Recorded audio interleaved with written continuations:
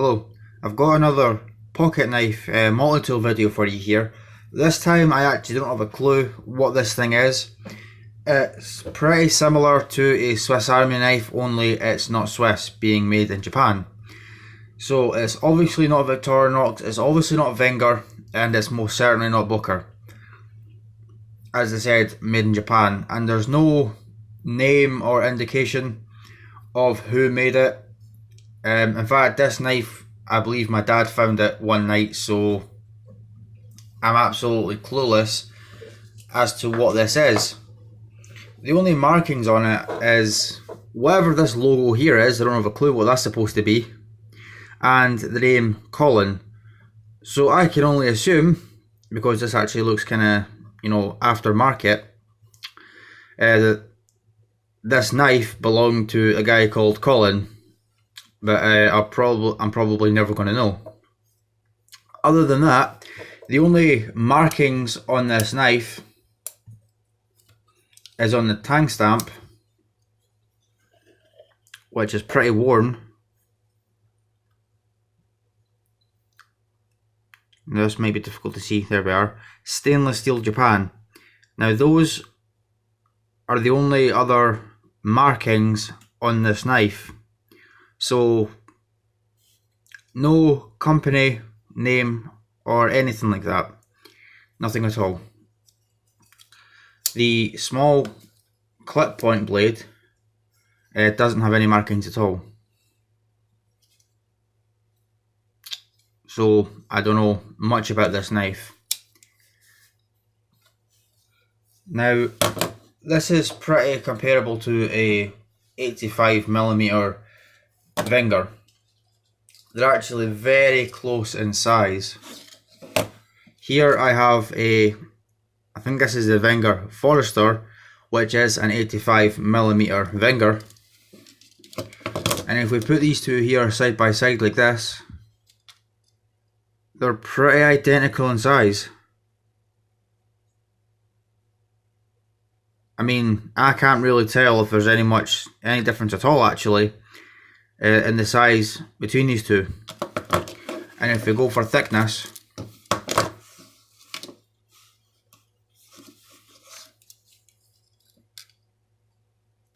again, they're very similar.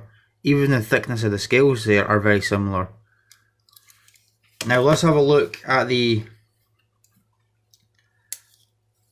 main blade on this. It is a spear point, like most penknife blades are, like most pocket knife blades are, of this style of pocket knife, this multi-tool. Spear point with quite a belly on it. Now again, we refer back to the Wenger. I don't really want to use this Wenger in this video too much, but it is quite similar. So if we put them side by side here, you can see that the blades are very identical between this Japanese knife and this Swiss Wenger. In fact, the blade lengths are pretty similar as well.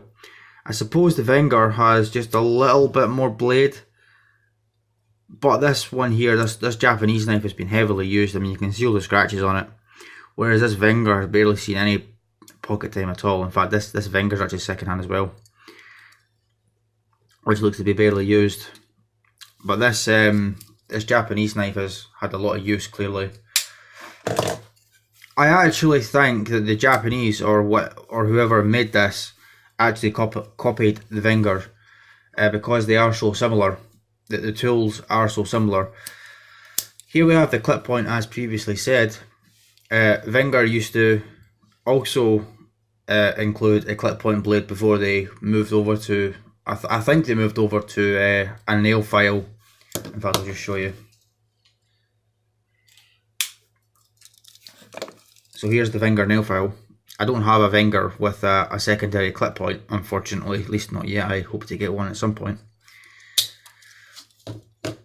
But that looks, from the pictures I've seen on the Wengers, this looks pretty similar. So the other tools we have on this knife,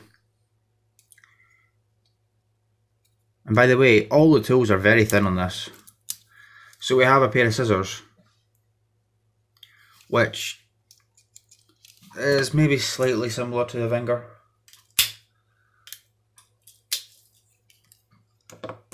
Slightly similar. I mean, the spring is obviously totally different. As I said, they are very thin, but they're definitely functional. I mean, I've used this to cut paper and cut paracord, so it does the job. Maybe not as reliable as Victorinox or Wenger, but they do the job. Again, you can see whoever had this has misused it. You can see all the chipping and dents or whatever in the blade, and of course it's all patinaed.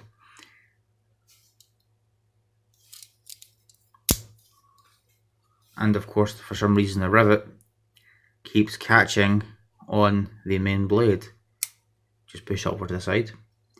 Next tool along, what do we have? Let's see now. Is it the wood saw? No, it's the fish scaler. Now, my Wenger doesn't have a fish scaler. In fact, I don't think I've got any Wengers with this, the fish scaler, so I cannot compare. But like I said, fish scaler with a ruler on each side. And again, you can see how very thin that is.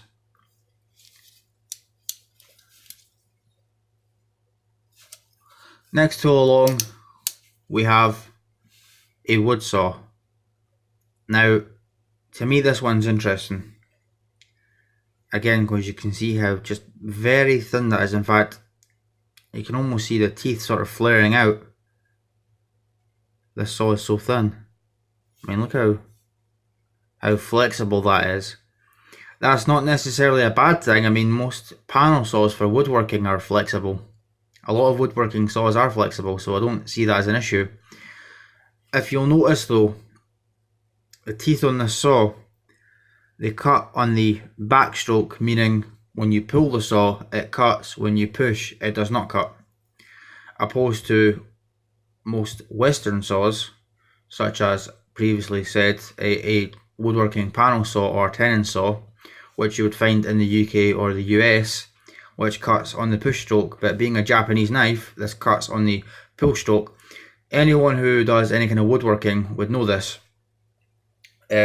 Japanese dovetail saws also cut on the backstroke. In fact, I think most Japanese saws cut on the backstroke.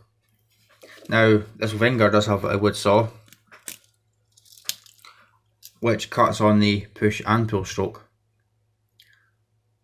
So you see the teeth aren't necessarily pointing in any direction, nor back nor forward, it's just straight down. And I've just closed that saw blade on my finger. What fun. Anyway, moving on.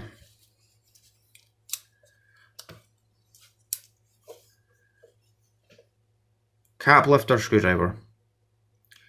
Not really close to the Wenger. I'd say the Wenger is actually more practical. I mean, you could see some similarity, I suppose, but not much.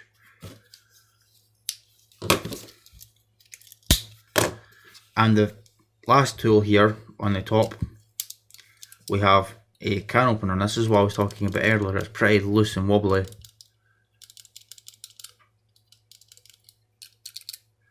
But it's still very functional. I'm pretty sure I have actually used this to open a tin of haggis, me being the Scotsman that I am. I like my haggis. Now we've got the underside tools. Now I'm going to start off here with the corkscrew, because this once again is interesting.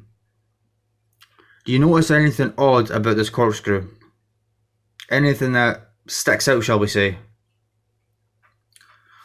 Why on earth would you leave the point of the corkscrew on this side, the side of the scale? Let's compare it again to a Wenger. You can see there that the corkscrew on this Wenger is covered, unlike this. So this could potentially tear a hole in your pocket and may actually cut your leg. Now, I do acknowledge that there is a crack in this corkscrew, but even then it would still be pointing out, even if there was no damage to this. Corkscrew seems pretty solid, but it does seem rather strange to me they'd be made like that. Next tool along, if I can get the thing out.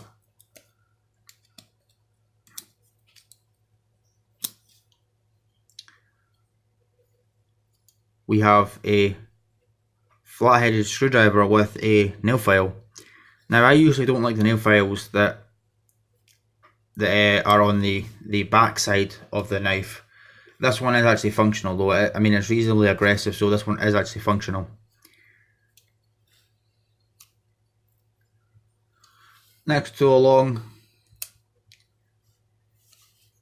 I'm not entirely sure what the point of this is. You could say this isn't all, but we'll get to the awl in a minute because this is not the awl. I suppose this is probably a sewing eye. A lot of the Victorinox models have a sewing eye, but what is the purpose of this? Get back to that in a second. So here's the awl. This is supposed to be sharp, but again, whoever had this before me clearly misused and abused it because it's chipped. There's no reason that should be chipped out, because the only thing you should be using this for is wood and leather and maybe plastic. But you can see there, it's all chipped up and rolled. Now I'll just quickly compare that to a Wenger.